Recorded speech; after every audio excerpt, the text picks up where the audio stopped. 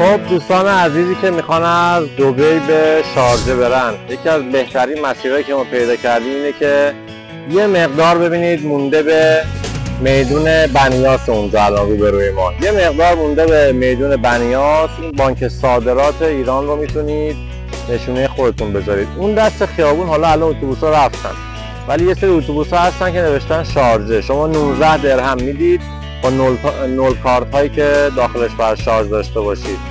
خیلی راحت اینجا دیگه مستقیم تو مرکز دبی سوار اتوبوس میشید و با 19 درهم میرید شارجه، ابوظبی و هر جای دیگه که بخواید. این یکی از بهترین راههاییه که شما میتونید از دبی به شارجه برید. برعکسش هم دقیقا همینطور.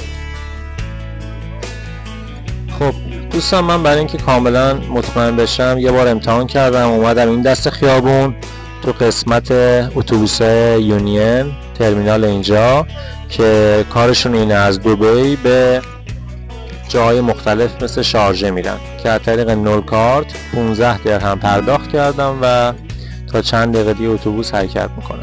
مسیرش هم رفتم پرسیدم از اون دوستم که اونجا بود، گفت تقریبا 45 دقیقه مسیره که از دبی شما به شارجه برید.